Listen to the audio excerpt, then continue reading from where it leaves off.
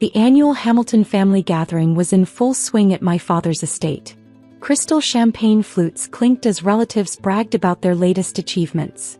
I stood quietly in my simple black dress, watching the familiar scene unfold. And then, my cousin Derek announced, "We closed the merger for $50 million. Applause rippled through the crowd. "What about you, Rachel?" Aunt Patricia turned to me. "Still doing that. What was it again?" "Investment analysis," I replied softly. "Oh right, entry-level work." She wrinkled her nose. "When are you going to get a real career like your cousins?" More laughter. I checked my phone, a message from my actual COO. "Everything's ready. News breaks in 10 minutes. Rachel's always been." Dad paused diplomatically, content with smaller ambitions. I sipped my champagne, remembering similar comments over the years. Comments that had fueled every late night, every calculated move, every quiet acquisition as I built Atlas Global in secret. Speaking of success, Uncle James raised his glass. "Let's toast Derek's merger. Biggest deal of the year." My phone buzzed again. Breaking news alert scheduled. All media platforms synchronized. I glanced at the massive TV where CNBC played in the background. 3 minutes. "Really, Rachel?" my sister Emma chimed in. "I could get you an interview at my firm. Something more suitable than whatever it is you do." 2 minutes. "At least she has a job," cousin Mark smirked. "Remember when she said she was going to build her own company?" 1 minute. The TV suddenly switched to breaking news. The room fell silent as the anchor's voice filled the space. Breaking news. The mysterious owner of Atlas Global, ranked as the world's most valuable private company, has finally been revealed. My photo appeared on screen. Dad's champagne glass slipped from his hand, shattering on the marble floor. Rachel Hamilton, age 32, has been confirmed as the founder and CEO of Atlas Global, with an estimated net worth of $157 billion. The silence was absolute. Every face turned to me as the anchor continued. Atlas Global, known for its revolutionary AI systems and quantum computing breakthroughs, has acquired over 200 companies in the past 5 years. "This is a mistake," Dad whispered. "No mistake," I smiled, pulling out my phone. "Atlas Global owns the network you're watching. And the one next to it. And most of the companies you all work for." Derek's face went pale. "The merger I just closed was with an Atlas subsidiary," I confirmed, "along with most of the independent companies in your portfolio." The room erupted in chaos as phones started buzzing.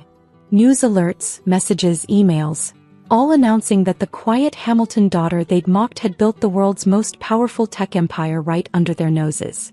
"Impossible," Emma stuttered. "You're just an analyst." At one of Atlas's shell companies, I corrected, pulling up real-time data on my phone. "Every morning, you all went to your prestigious jobs, never realizing you were working for my subsidiaries." The TV continued its coverage, showing Atlas Global's vast portfolio.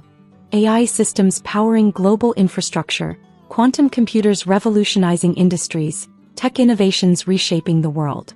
"But your apartment?" Aunt Patricia gestured weakly. "Your Toyota. Excellent camouflage, weren't they?" I smiled. "The perfect cover while I built something none of you could imagine." "Tell me, Derek, how's the integration going with your new merger partners?" He grabbed his phone, frantically calling his office. "The deal can't close until next week. Actually, it closed an hour ago. Atlas expedited the process." I paused. "Oh, and your position has been restructured. Your new supervisor will contact you Monday." More phones buzzed as the business world processed the revelation. Stock prices shifted. Companies announced ownership changes. The Hamilton family's carefully constructed world of corporate hierarchy crumbled in real time. "Rachel," Dad stepped forward, his voice shaking. "Why didn't you tell us?" "Tell you?" I laughed softly. "Like when I tried to tell you about AI innovations 5 years ago and you said I didn't understand real business. Or when I predicted quantum computing would revolutionize finance, and Emma said I should stick to spreadsheets." My phone lit up with another message from my COO. "Phase 2 ready. Proceed." "Yes," I typed back, watching the TV switch to more breaking news. "Atlas Global announces major acquisitions." The anchor's voice filled the room again. Hamilton Industries and all subsidiary companies to be integrated into Atlas portfolio. My company? Dad collapsed into a chair. You bought my company? Actually, I owned it 3 years ago. Through a network of shell corporations even your board didn't recognize. I projected acquisition data onto the TV screen. Along with Emma's firm, Derek's portfolio, and most of the companies represented in this room. The silence was deafening as they watched their corporate empires dissolve into the Atlas Global Network. You all taught me valuable lessons, I continued, switching the display to years of family gathering recordings, every dismissive comment, every mocking laugh. Like when Mark said I lacked business instincts. That was the day I acquired my first quantum computing lab. Or when Emma suggested I aim smaller. That funded our AI breakthrough. We were wrong, Emma whispered. Spectacularly wrong, I agreed. And now Atlas Global owns every company you thought was beyond my reach. Every merger you celebrated, every deal you closed, all part of my larger strategy. My phone buzzed with media requests. Forbes, Bloomberg, Wall Street Journal. All wanting to know how the overlooked Hamilton daughter had built a technological empire in secret. Now if you'll excuse me, I headed for the door. I have some interviews to give. About how I created the world's most valuable company while my family was too busy mocking my career to notice. As I walked out, I heard the TV announcing more Atlas acquisitions. Derek arguing about his demotion. Emma calling her firm's partners. And above it all, Dad's voice breaking as he realized his corporate legacy was now just another subsidiary in his daughter's empire. Sometimes the best revenge isn't telling people you're successful. It's letting them discover just how badly they underestimated you. And the Hamilton family was about to discover just how expensive underestimation could be. The morning after my revelation, I sat in my real office, the entire top floor of Atlas Tower, formerly Hamilton Plaza. Through floor-to-ceiling windows, I watched the sunrise reflect off buildings that now bore the Atlas Global logo. Your family has been quite persistent, Maya, my actual executive assistant, entered with a stack of messages. They've been in the lobby since 6 a.m. I glanced at the security feeds showing my relatives clustered in the reception area, looking decidedly less polished than at last night's party. Dad was arguing with security while Emma frantically typed on her phone. Let them wait, I replied, scanning the morning headlines Maya spread across my desk. Atlas Global CEO revealed. The Rachel Hamilton story. Tech's hidden queen. How she built a $157 billion empire in secret. Family shocked as entry-level daughter emerges as tech titan.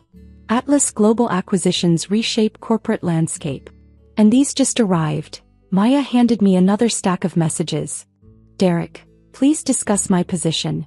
Demotion unnecessary. Emma, need to talk about firm merger. Partners panicking. Dad, family emergency meeting. Your presence required. Aunt Patricia, darling, let's have lunch. Clear the air.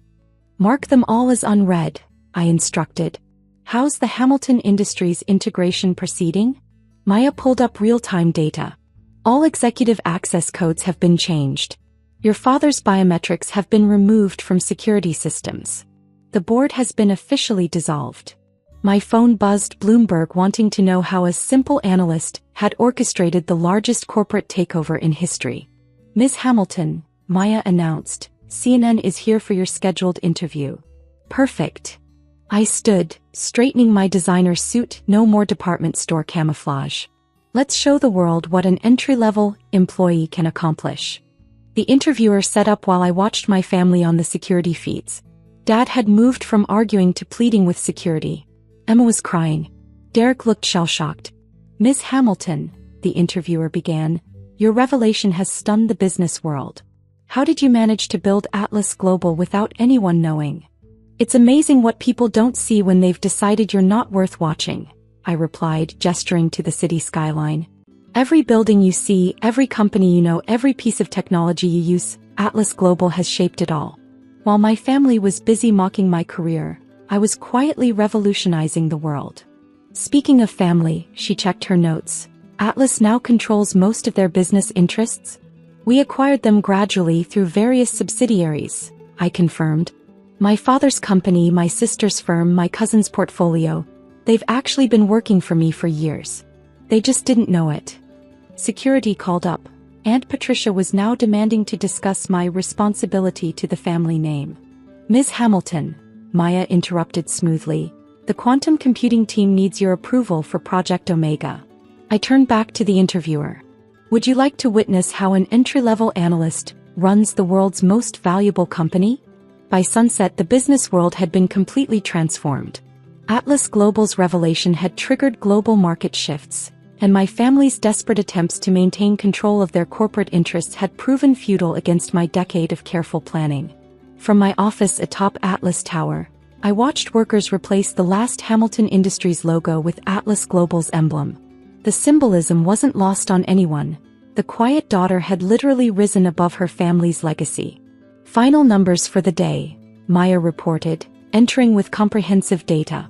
Atlas stock up 125%, completed acquisition of 37 major companies, and your net worth has increased by $42 billion since the announcement. And our special projects? I asked, though I could see the progress on my screens. Project Omega is proceeding ahead of schedule. The quantum computing breakthrough will be announced next week.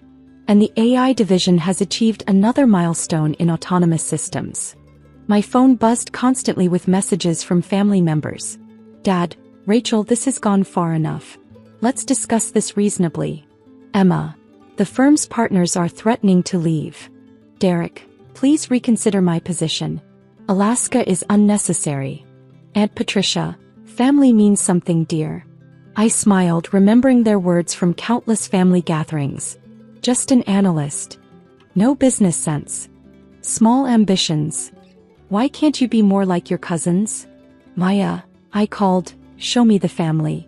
Security feeds displayed them scattered throughout the building. Dad slumped in a third-floor waiting area.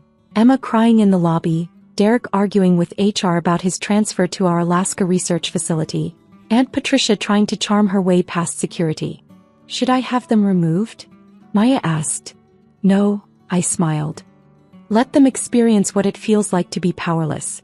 Like I did every time they dismissed my potential.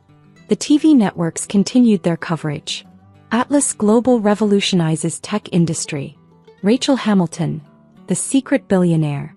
Family empire crumbles as daughter's company dominates market. Your father's trying to access his old office again, Maya noted, checking security alerts. Remind him that the executive floor requires quantum encrypted clearance now, I instructed. He can submit a meeting request through proper channels, like any other subsidiary manager. My phone lit up with another message, this time from the family lawyer. Emergency Hamilton Family Trust meeting requested. They've finally figured it out, I mused, pulling up trust documents on my screens. Show me the moment they realize. Security footage showed the family gathered in a lower-floor conference room, the lawyer explaining the situation. The trust's investments, they're all in Atlas Global subsidiaries now. Everything, the family properties, the investment portfolios, the offshore accounts, it's all under Atlas control. How? Dad's voice cracked. How did she do this? Quite legally, I spoke through the room's intercom, making them jump. Every time you mocked my career, I bought another company. Every time you dismissed my ideas, I developed another technology. Every time you compared me to my successful cousins, I acquired another piece of the future. The screens in their conference room came alive, showing Atlas Global's true scope. AI systems controlling global infrastructure, quantum computers revolutionizing industries, technological innovations reshaping reality itself. Remember when you said I didn't understand real business, Dad? I continued. While you were focused on quarterly reports, I was building something that transcended traditional commerce. When Emma said I should stick to spreadsheets, I was developing AI that made traditional analysis obsolete. Rachel, Emma pleaded, we're family. Family. I laughed softly. Like when you uninvited me from your wedding because my job was embarrassing to explain to your in-laws. Or when Derek got me blacklisted from investment firms because I wouldn't join Hamilton Industries. The screens shifted to show more acquisition data. Every company they'd ever worked for, invested in, or admired, now part of Atlas Global's network. You all taught me valuable lessons, I continued. Like when Aunt Patricia said I lacked ambition. That motivated me to acquire my first quantum computing lab. Or when Cousin Mark suggested I think smaller. That funded our AI breakthrough. My phone buzzed, another market alert. Hamilton Industries stock suspended from trading, pending complete integration into Atlas Global. Now, I stood watching their reflected faces in my office windows. Let me teach you some lessons about business. Real business. The screens displayed new organizational charts. Dad reassigned to middle management, Emma's firm dissolved into Atlas's legal division, Derek's transfer to Alaska confirmed. This is corporate terrorism, Dad protested.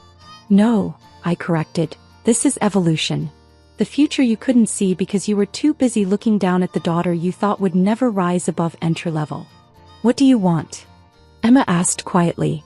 Want? I smiled, watching Atlas logos light up across the city skyline. I want you all to understand something. That simple analyst you dismissed?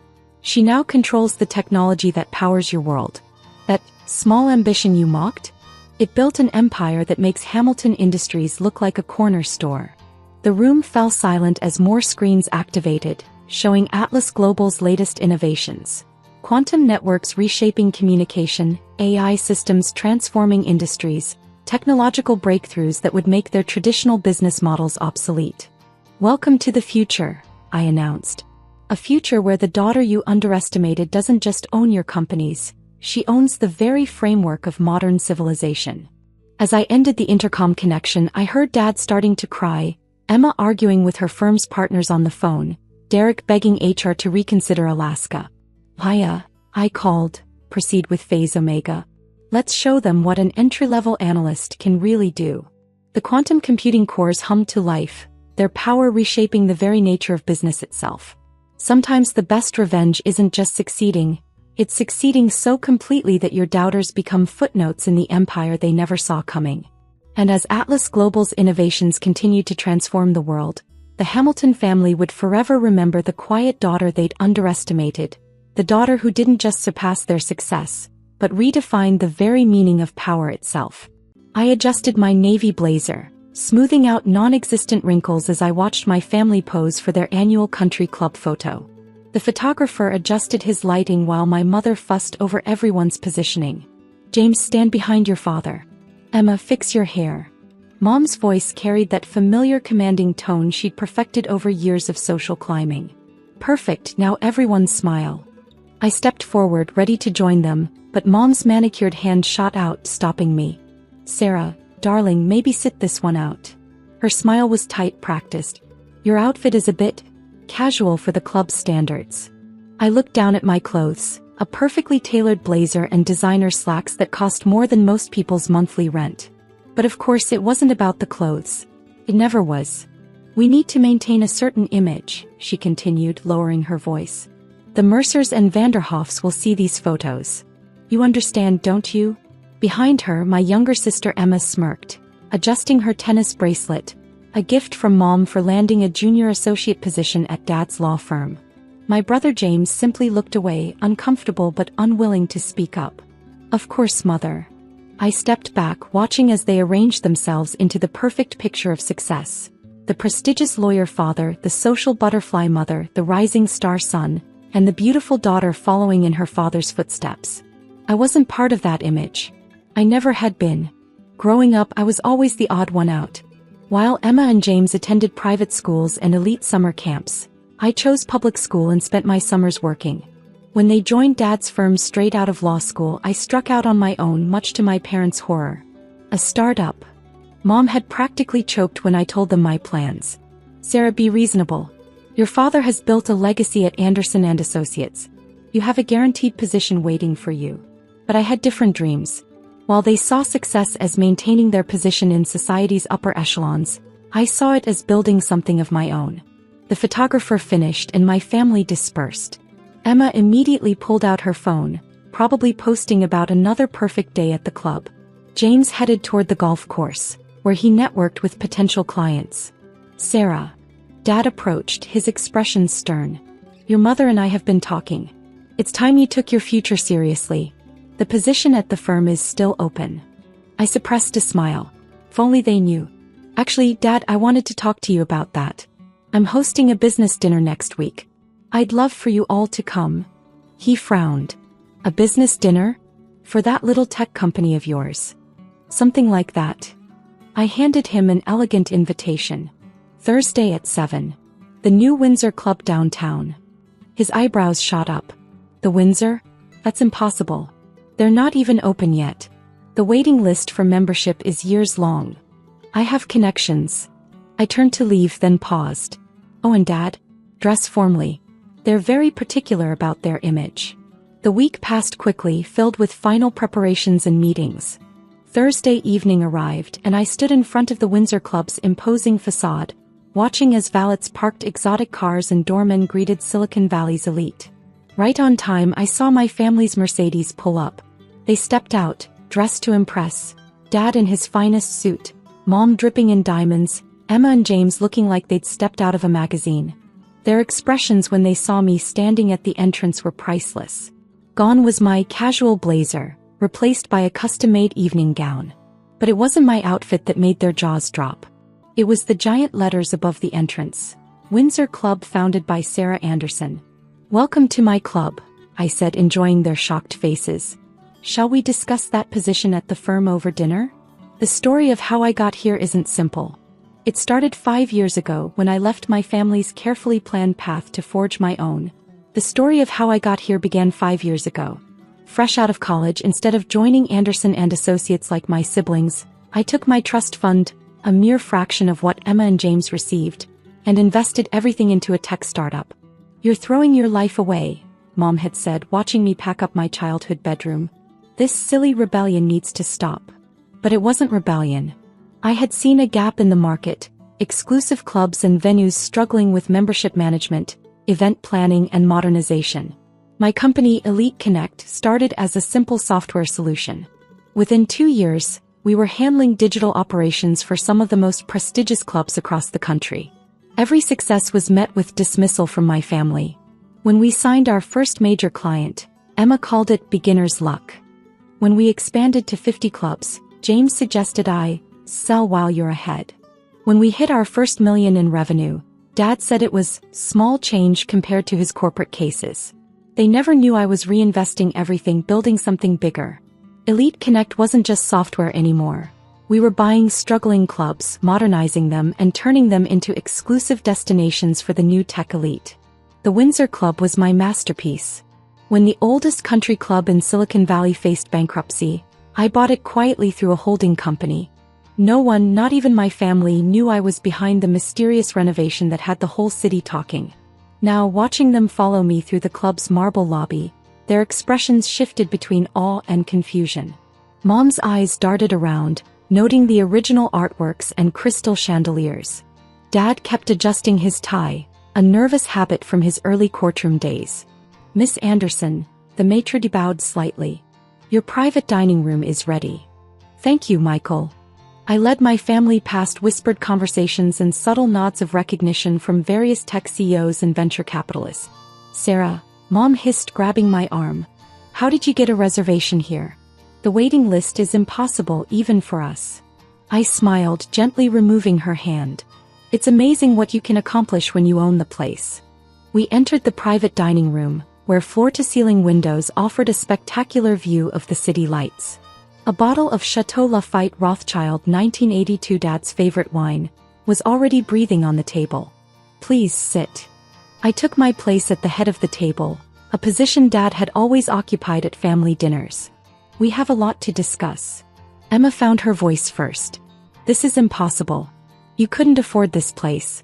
Not with your little software company. I reached into my clutch and pulled out a magazine, Forbes' latest issue. I slid it across the table to her. There on the cover was my photo with the headline, Tech's New Elite, How Sarah Anderson's Elite Connect is Revolutionizing Luxury Venues. That little software company is now valued at $2.8 billion, I said calmly. The Windsor Club is just one of 30 properties we own worldwide. Dad picked up the magazine, his hands trembling slightly. But how? While you were all laughing at my hobby, I was building an empire. Those membership management systems you mocked? They're now the industry standard. That small client list? It includes every major luxury venue in the country.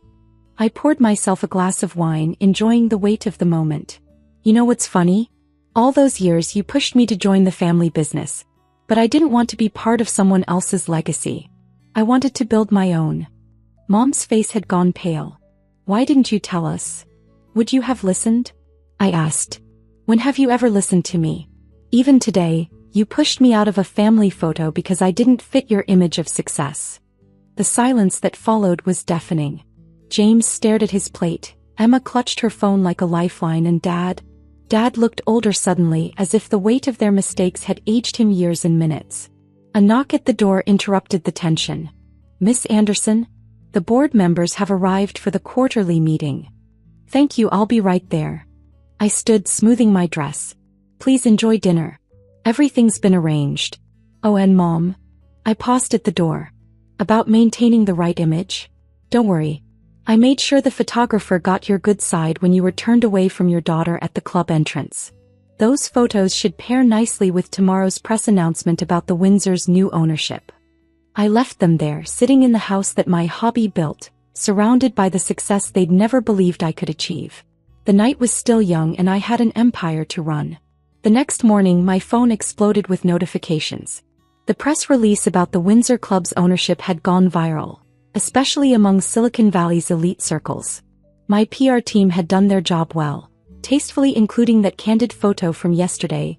My mother's dismissive gesture caught perfectly as she pushed me away from the family photo. The headline read, "Tech billionaire Sarah Anderson reveals ownership of prestigious Windsor Club. A story of innovation meets tradition." I sipped my coffee in my penthouse office, overlooking the city. The wall of windows offered a perfect view of the morning fog rolling over San Francisco's skyline. My assistant, Victoria, entered with the morning briefings. "Your family has been trying to reach you," she said, placing a stack of reports on my desk.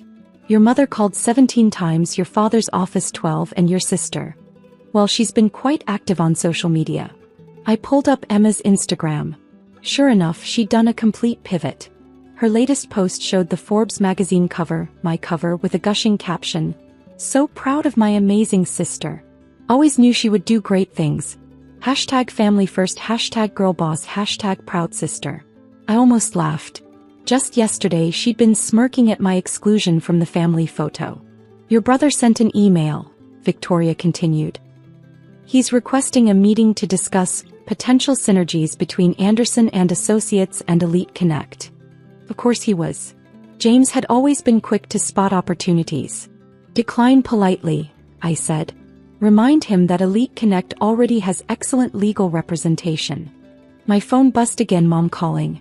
This time I answered. "Sarah, darling." Her voice dripped with honey now. "We simply must talk about yesterday. Your father and I are hosting a dinner party this weekend. The Vanderhoffs, the Mercers, everyone will be there. You'll come, won't you? We need to present a united front." "A united front?" Kept my voice level. "Like the one you presented yesterday at the club?" "Oh, sweetheart, you know I didn't mean anything by that. I was just caught up in the moment. If I'd known if you'd known I was rich?" I cut her off. "That's exactly the problem, Mom. Nothing's changed except now you know I have money. I'm still the same person you pushed aside yesterday." "That's not fair, Sarah. We've always supported you. "Really? Let's talk about support." I opened my desk drawer, pulling out a file I'd kept for just this moment. When I started Elite Connect, Dad told his clients not to invest in my risky venture. When I won my first industry award, Emma told everyone it was a participation trophy. When I bought my first struggling club and turned it around, James spread rumors that I was burning through my trust fund. Silence on the other end. "But here's what really hurts, Mom. Last Christmas, when I tried to tell you about the Windsor Club acquisition, you cut me off to brag about Emma making junior partner. You didn't even let me finish speaking." I didn't realize." "No, you didn't. Because you never listened. None of you did." A knock at my office door interrupted us. Victoria poked her head in. "Your 9 a.m. is here. The Singapore investors." I nodded. "Mom, I have to go. I have a business to run." "Wait. What about the dinner party?" "I'm afraid I'm busy this weekend." I'm flying to Singapore to finalize our newest acquisition. Send my regards to the Vanderhoffs. I hung up, taking a moment to compose myself before meeting the investors. But my phone buzzed again, a text from Dad. Can we meet? Just us. Please. I stared at the message, remembering all the times I'd sought his approval, his understanding. All the times I'd been dismissed or redirected toward his vision of success. But something in the please made me pause. My father had never begged for anything in his life. Victoria, I called. Find an opening in my schedule. 1 hour, no more. The next day I sat in my office watching my father fidget in one of the visitor chairs. Gone was his usual commanding presence. Kicked, sold, tired. The Windsor Club, he finally said.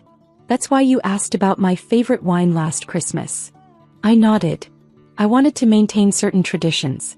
The wine cellar, the old photographs in the library, even the original membership ledger from 1925. Some things shouldn't be lost just because they're old. But you changed so much too. The tech integration, the new member demographics. Balance, Dad. Respecting history while embracing the future. Isn't that what you taught me? He winced. I taught you a lot of things. Most of them wrong, it seems. The admission hung in the air between us. You know, he continued, I always wondered why you chose public school over Westbrook Academy. Now I understand. You wanted to build something on your own terms, not just inherit what was handed to you.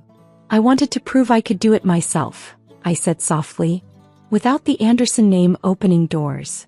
Dad nodded slowly. And you did. God, Sarah, you really did. He pulled out a folded newspaper, yesterday's Wall Street Journal. My company's latest valuation was front-page news. You've built something extraordinary. Something far beyond anything I could have offered you at the firm. Dad dash. No, let me finish. He leaned forward. I was wrong. We were all wrong. We were so focused on our version of success that we couldn't see yours. Even worse, we tried to diminish it because it didn't fit our narrow view. Tears pricked at my eyes, but I blinked them back. You hurt me, I said simply. All of you. I know. He reached for his briefcase, pulling out a thick envelope. That's why I brought this. Inside was a formal letter announcing his retirement from Anderson and Associates, effective immediately. I'm stepping down, he said, letting James take over. But the firm, it's your life's work. It was. But maybe it's time for new blood, new ideas. He smiled sadly. You taught me that even if I was too stubborn to learn until now. He stood to leave, then paused at the door. That position at the firm. Consider it permanently withdrawn. You've far outgrown us, Sarah. And I couldn't be prouder. As the door closed behind him, I let the tears fall freely. Years of seeking validation, of proving myself, of building something extraordinary, all of it crystallized in that moment of genuine pride in my father's eyes. My phone buzzed, Victoria reminding me about the Singapore deal. I wiped my eyes, straightened my jacket, and stood. There would be time for family healing later. Right now I had an empire to expand. After all, success is the best revenge, but true victory is when those who dismissed you finally understand exactly what they dismissed. A week after my father's visit, I received an urgent message from Victoria. Your sister is at the Windsor Club, trying to host a client meeting in your private dining room. I checked the security feed on my tablet. Sure enough, there was Emma, wearing her most expensive suit, attempting to impress what looked like potential law firm clients. Don't you know who I am? Her voice carried through the feed. I'm Sarah Anderson's sister. This is practically my club too. I pressed the intercom. Michael, please escort my sister and her guests to the main dining room. Drinks on the house. My name is Dr. Maya Patel, and this is the story of how being banished to a basement office became the best thing that ever happened to my career. The fluorescent lights flickered overhead as Robert Sterling, CEO of Sterling Pharmaceuticals, led me down the concrete stairs to the basement. His expensive Italian leather shoes echoed against the steps, each click a reminder of the corporate hierarchy I'd supposedly failed to climb. You've been with us for 3 years now, Dr. Patel, he said, not bothering to hide his disdain. 3 years, and what do you have to show for it? No breakthrough drugs, no profitable patents, just endless research into what did you call it? Neuroplasticity-enhanced targeted drug delivery, I supplied quietly, clutching my laptop bag closer. He waved his hand dismissively. Write your pet project. Well, the board has made it clear. Either produce results or clear out your desk. Consider this your final chance. We reached a heavy metal door at the end of a dimly lit hallway. Sterling produced a key and pushed it open, revealing a dusty room filled with old filing cabinets and forgotten equipment. A single desk sat in the corner, its surface covered in a layer of grime. Enjoy your new office, Sterling smirked, dropping the key into my hand. Low performers like you belong in the basement. Maybe the change of scenery will motivate you to actually contribute something valuable to this company. I surveyed the room, trying to hide my excitement. Perfect, actually, I said, already mentally arranging my equipment. Sterling's smirk faltered slightly, clearly disappointed by my lack of distress. Your budget has been cut by 80%. You have 6 months to produce something worthwhile or you're done. And don't expect any help from the main labs. They have real work to do. After he left, I closed the door and leaned against it, finally allowing myself to smile. If only Sterling knew what I'd been working on, what I'd discovered. The basement wasn't a punishment. It was exactly what I needed. You see, 3 years ago when I joined Sterling Pharmaceuticals fresh out of my postdoc at MIT, I had a theory. A revolutionary approach to drug delivery that could transform how we treat neurological disorders. But I quickly learned that Sterling Pharmaceuticals wasn't interested in revolution. They wanted safe, profitable iterations of existing drugs. The company's star researcher, Dr. James Morrison, specialized in making minor modifications to proven medications, just enough to extend patents and maintain market dominance. His office was on the top floor with floor-to-ceiling windows and a private bathroom. He was Sterling's golden boy, praised for his practical approach to pharmaceutical research. I spent my first year trying to play by their rules, working on assigned projects while developing my theory on the side. But every time I tried to present my research, I was shut down. Too risky, they said. No proven market, they argued. Stick to what works, they insisted. What they didn't know was that I'd made a breakthrough 6 months ago. Late one night, working after hours in the main lab, I discovered a novel compound that could revolutionize how drugs cross the blood-brain barrier. The implications were staggering: more effective treatments for everything from Alzheimer's to brain tumors, with fewer side effects and lower doses. I documented everything meticulously but kept the most crucial details out of the official company records. Instead, I filed a private patent application through my late father's law firm. Dad might be gone, but his old partners still looked out for me. The patent office's preliminary response had arrived last week. My application was unique, innovative, and likely to be approved within months. But that wasn't all. Through my father's old connections, word had reached several major pharmaceutical companies. One of them, Genesis Biotech, Sterling's biggest competitor, had quietly reached out through intermediaries. Their message was clear. They were prepared to offer $50 million for the patent rights, plus a position as head of research and development. But they needed an answer soon. I started unpacking my equipment, setting up my laptop on the dusty desk. The basement's isolation was perfect. No prying eyes, no nosy colleagues, no surprise visits from Sterling or Morrison. I could finally complete my validation studies in peace. The next few weeks fell into a routine. I arrived early before most employees and left late. If anyone noticed my new schedule, they assumed I was desperately trying to save my job. Sterling's secretary, Linda, occasionally brought me coffee, her eyes filled with pity. "Don't let them break you, dear," she'd say, looking around the dreary basement office. "There are other companies, better opportunities." I thanked her for her kindness but said nothing about the real reason for my long hours. The basement had become my sanctuary, a place where I could work without interruption on the final stages of my research. The isolation also gave me time to think about Sterling Pharmaceuticals' culture, about how they treated researchers who didn't fit their narrow definition of success. I wasn't the first promising scientist they'd sidelined, and I wouldn't be the last. Dr. Sarah Chin had left 6 months ago, her groundbreaking research into autoimmune disorders dismissed as too experimental. Before her, Dr. Marcus Rodriguez had been pushed out for challenging the company's focus on profitable lifestyle drugs over needed medications for rare diseases. One evening, as I was reviewing my latest test results, I heard footsteps in the hallway. Dr. Morrison appeared in my doorway, his presence filling the small space with expensive cologne. "Why, he said, trying to sound concerned. Robert mentioned he had to reassign your office. Such a shame. But you know how it is. Research is a competitive field. Not everyone is cut out for the pressures of corporate pharmaceutical development. I looked up from my laptop, noting the barely concealed satisfaction in his eyes. Did you need something, James?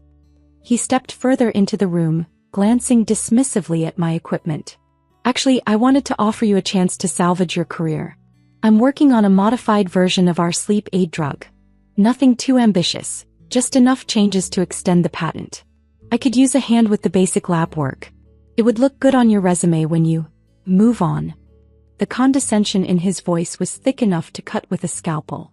3 years ago his offer might have tempted me, a chance to prove myself, to climb the corporate ladder. Now it just confirmed everything I'd learned about Sterling Pharmaceuticals. Thank you, I said, turning back to my laptop, but I'm quite busy with my own research. He laughed, the sound echoing off the concrete walls. Still chasing impossible dreams? Maya, take some friendly advice. Know your place.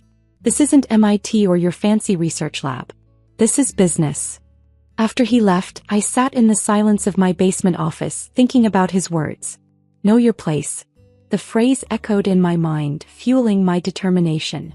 In 3 days my final validation studies would be complete. In 5 days the patent office would publish their approval. In 7 days Sterling Pharmaceuticals would learn exactly what they had missed.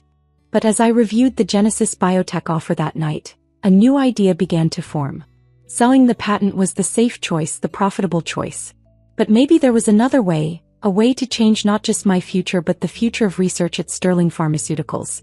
I picked up my phone and called my father's old law partner, Michael Chong. Hiya, he answered warmly. I was just about to call you. Genesis increased their offer to $60 million. They're eager to close the deal. I took a deep breath. Michael, I need your advice. What would it take to leverage this patent into something bigger than a sale? Something that could change the whole company. There was a pause on the line, then a chuckle. Now you're thinking like your father. Tell me what you have in mind. The plan we developed over the next hour was bold, maybe even crazy. But as I looked around my basement office at the dusty filing cabinets and flickering lights, I knew it was the right choice. Sterling and Morrison had taught me to know my place. Soon they would learn what that place really was. 1 week later, I sat in my basement office, watching the digital clock on my laptop tick toward 9 a.m. Upstairs, the quarterly board meeting would be starting, with Sterling and Morrison presenting their vision for the company's future. My phone buzzed, a text from Michael Chong. Patent approval just posted. You're officially a very wealthy woman, Dr. Patel. Last chance to take the Genesis offer. I smiled, typing back, proceed as planned. At exactly 9:15 a.m., Michael Chong walked into Sterling Pharmaceuticals' lobby, accompanied by 2 representatives from Genesis Biotech and a reporter from the Wall Street Journal. Linda's eyes widened as she recognized the visitors. Mr. Sterling is in a board meeting, she stammered. He can't be disturbed. Perfect, Michael smiled. That's exactly where we need to be. Meanwhile, I was gathering my research notes and loading a presentation onto my laptop. 3 years of work, countless late nights, and 6 months of secret validation studies, all leading to this moment. The basement door opened and Sarah Chin poked her head in. They're here, she said with a grin. Dr. Sarah Chin, who had supposedly left Sterling 6 months ago, had actually been working with me, validating my research at an independent lab. Her resignation had been carefully planned cover for our collaboration. I picked up my laptop and followed her upstairs. We could hear raised voices from the boardroom. This is a private meeting, Sterling was saying as we approached. You can't just barge in here. Actually, Michael's voice carried clearly. As a representative of a major shareholder, I have every right to be here. Dr. Morrison, please don't leave. You'll want to hear this. We entered the boardroom to find a scene of carefully orchestrated chaos. Sterling was half standing at the head of the table, his face flushed. Morrison had frozen halfway to the door. The board members were watching with expressions ranging from confusion to interest. Dr. Patel, Sterling snapped. What is the meaning of this? I set up my laptop, connecting it to the room's display system. I believe you gave me 6 months to produce something worthwhile, Mr. Sterling. I'm here to present my results. This is ridiculous, Morrison interjected. The board doesn't have time for your basement experiments. Michael Chong stepped forward. The board might be very interested in patent number use 2025-01578993, just approved this morning. Dr. Patel, would you like to explain what you've developed? I pulled up my presentation and for the next 20 minutes, I walked the board through my discovery. The novel drug delivery system that could revolutionize neurological treatment. The successful validation studies. The projected market value. Conservative estimates put the market potential at $2 billion annually, I concluded. Genesis Biotech has already offered $60 million for the patent rights. The boardroom erupted in chaos. Sterling's face had turned from red to white. Morrison was frantically flipping through the patent documents Michael had distributed. This is impossible, Sterling sputtered. Any research you conducted belongs to Sterling Pharmaceuticals. Actually, Michael interjected smoothly, Dr. Patel developed this independently using her own resources. The basement office you banished her to? Perfect for independent research as it wasn't connected to company servers or resources. You effectively created the perfect environment for her to develop this patent without company involvement.